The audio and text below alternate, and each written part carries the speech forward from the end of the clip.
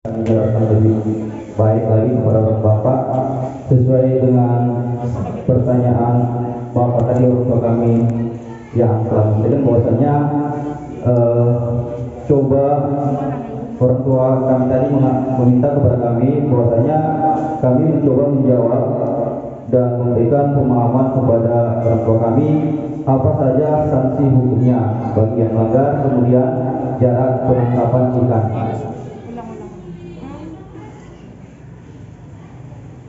Baik, sesuai yang telah disampaikan oleh pemateri kedua tadi Pak, bahwasanya jalur penangkapan ikan sudah bisa Bapak baca, itu kan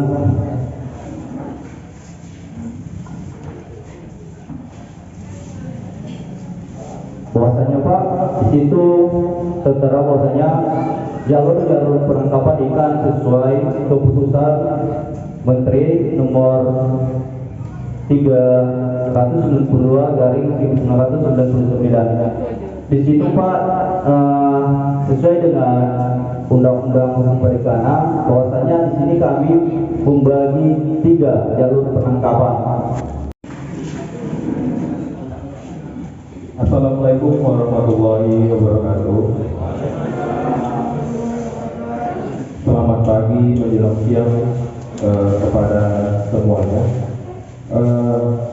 Atas satu saya pertama yaitu yang terhormat buat Bapak Kepala Desa, Bapak Rustan, serta perangkat desa dan juga Bapak Ibu yang hadir pada saat ini yang dalam rangka sosialisasi atau pengabdian masyarakat tentang bagaimana kebijakan pemerintah dalam penegakan hukum perikanan di nelayan sendiri, dan juga mengucapkan terima kasih juga kepada kehadiran dari mahasiswa atau mahasiswi di Fakultas Hukum Universitas Erlangga. Singkat cerita dalam kata sambutan ini yang dimana mudah-mudahan adanya sosialisasi ini bukan hanya sekedar sosialisasi atau pengabdian semata, melainkan ada pencerahan kepada Bapak Ibu sekalian, apalagi yang terutama yang mata pencahariannya itu adalah nelayan. Paling enggak kita mengetahui bahwasanya ada aturan tersendiri tentang bagaimana apa yang harus dilakukan oleh nelayan itu sendiri. Sekian dari kata-kata saya ucapkan banyak terima kasih. Wassalamualaikum warahmatullahi wabarakatuh. Terima kasih atas sambutan dari Bapak Indonesia. Semoga pada segala nikmat semoga kita dengan berbanyak salawat kita semua dapat syafaat di hari kemudian kelak. Amin amin ya rabbal alamin. Yang saya hormati Bapak Kades Baganasahan Pekan beserta jajarannya. Yang saya hormati Bapak Jajar Pembimbing Pak Emil Sarina Regar SHMH dan orang tua kami yang hadir pada acara sosialisasi pada hari ini. Perkenalkan, nama saya Jessica. Saya sebagai moderator mewakili rekan-rekan saya dari mahasiswa Fakultas Hukum Universitas Pertahan. Sesuai dengan tema kami, kebijakan pemerintah dalam penegakan hukum kepada nelayan di Desa Baganasahan, Kecamatan Tanjung Balai, Kabupaten Asahan.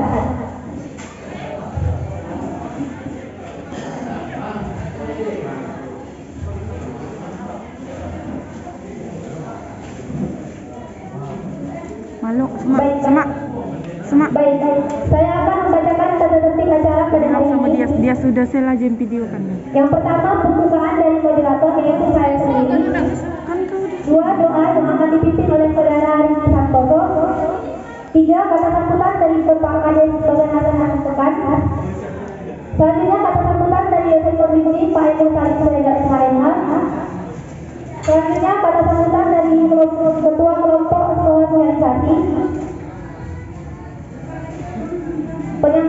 Selanjutnya penyampaian materi. 5, kritik saran. Selanjutnya penyerahan cenderamata. 7, penutup 8, foto bersama. Baik, kita akan masuk kegiatan kedua yaitu doa yang akan dipimpin saudara kami Rizky Santoso kepada saudara Rizky Santoso. Yang dari tepi laut sampai 3 mil dan dari tepi laut sampai 3 mil itu Pak, khususnya perahu nelayan tradisional dan perahu tanpa mesin Pak. Soalnya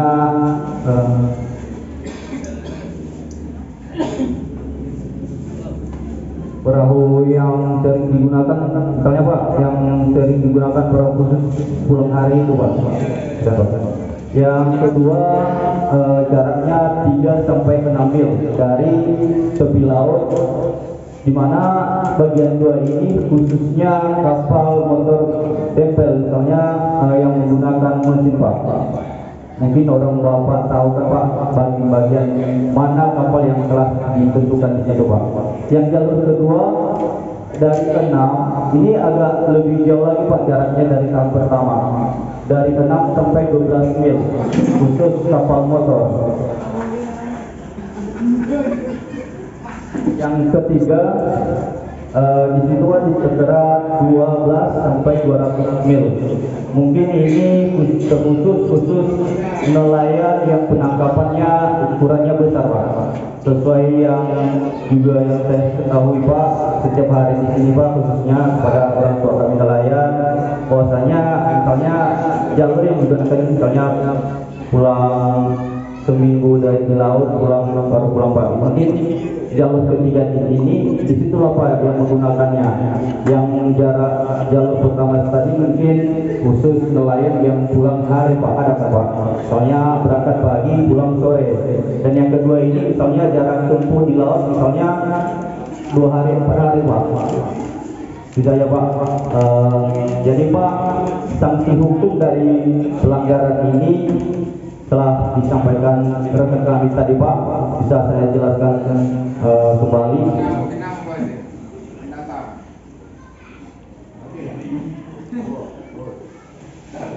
Baik, sebelum saya menjelaskan sanksi hukum bagi orang tua kami yang mana pencariannya nelayan, kita tahu dulu Pak, setiap nelayan, setiap kegiatan itu ada yang namanya hak dan kewajiban seorang nelayan.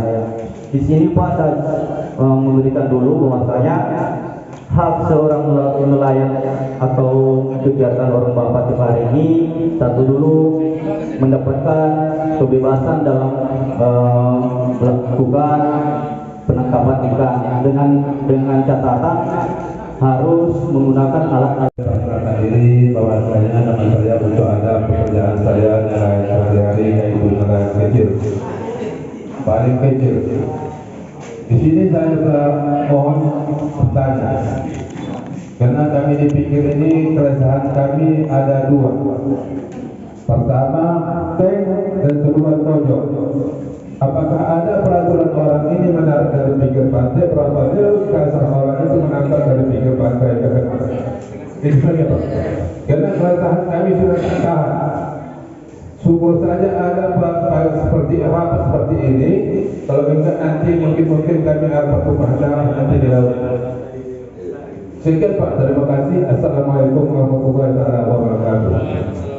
Kita punya bukti bahwa kapal kita ini memang legal dan memang mempunyai hak dan kewajibannya dalam melakukan penangkapan ikan. Ada pun juga beberapa dasar hukum dalam penangkapan ikan Pak, yaitu yang pertama Peraturan Menteri Kedaulatan dan Perikanan Nomor 5 Tahun 2008 tentang usaha perikanan tangkap sebagaimana telah dibuat dengan Peraturan Menteri Kelautan dan Perikanan Nomor 12 Tahun 2009. Di sini tidak saya cantumkan isi dari undang-undang tersebut Pak, karena terlalu panjang isinya. Nah, yang kedua, Peraturan Menteri Kelautan dan Perikanan Nomor 2 Tahun 2009 tentang tata cara penangkapan kawasan konservasi perairan. Dan yang ketiga, Peraturan Menteri Kelautan dan Perikanan Nomor 34 Tahun 2014 tentang andon penangkapan ikan. Jadi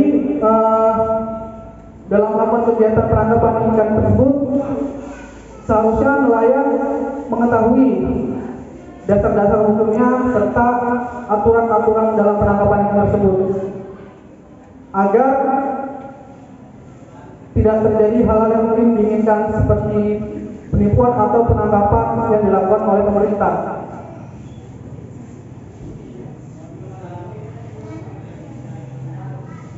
Nah, pastikan bahwa Bapak juga bingung gimana cara untuk mendapatkan syarat izin penangkapan ikan tersebut untuk akun Bapak.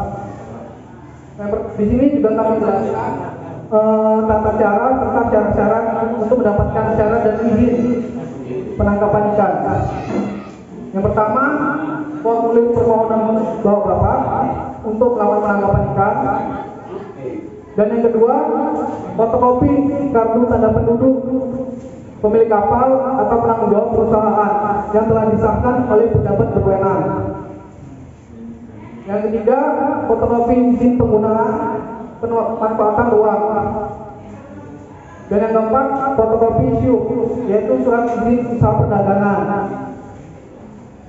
Nah, yang keempat, fotokopi SPBB, surat tanda terima sementara, dan pajak bumi dan bangunan. Selanjutnya, pernyataan kesanggupan mengenai dampak lingkungan bermaterai 10.000.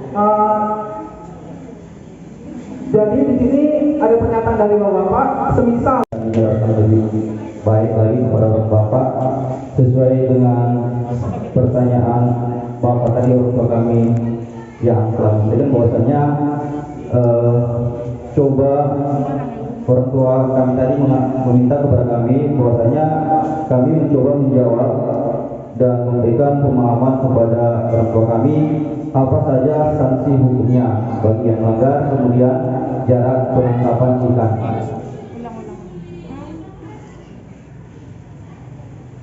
Baik, sesuai yang telah disampaikan oleh pemateri kedua tadi Pak, bahwasanya jalur penangkapan ikan sudah bisa Bapak baca, itu kan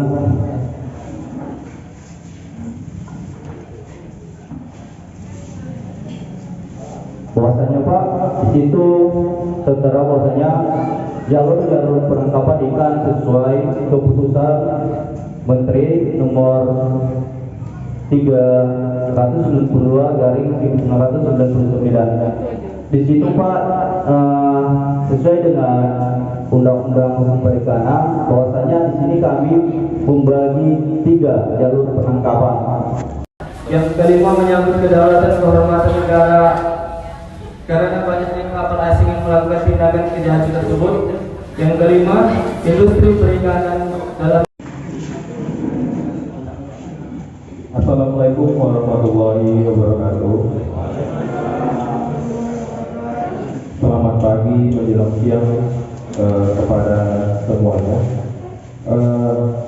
Kata satu saya pertama yaitu yang terhormat buat Bapak Kepala Desa, Bapak Rustan, serta perangkat desa dan juga Bapak Ibu yang hadir pada saat ini yang dalam rangka sosialisasi atau pengabdian masyarakat tentang bagaimana kebijakan pemerintah dalam penegakan hukum perikanan di nelayan sendiri.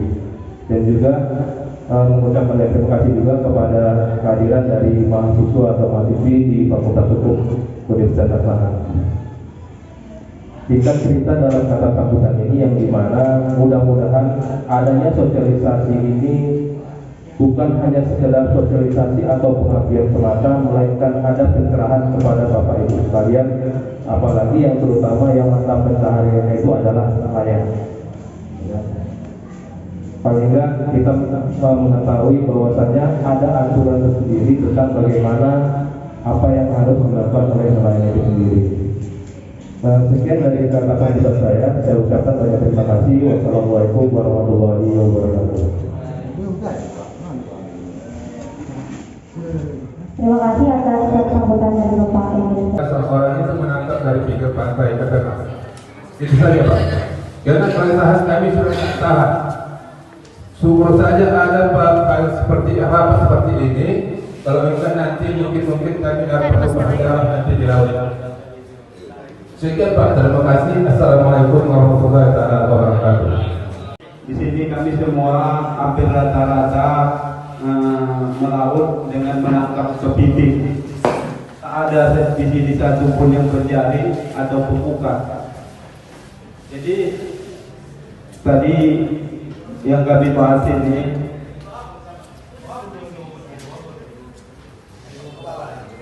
jadi bot kami ini mempunyai kapasitas 5 ton kira-kira sampan model sampan. Jadi tentang kepengurusan kami ingin mengurus surat ini dari nelayan ini. Apakah surat ini ada bayarannya? Apakah free? Nah, bagaimana supaya kami mudah mendapatkan surat-surat yang nelayan ini?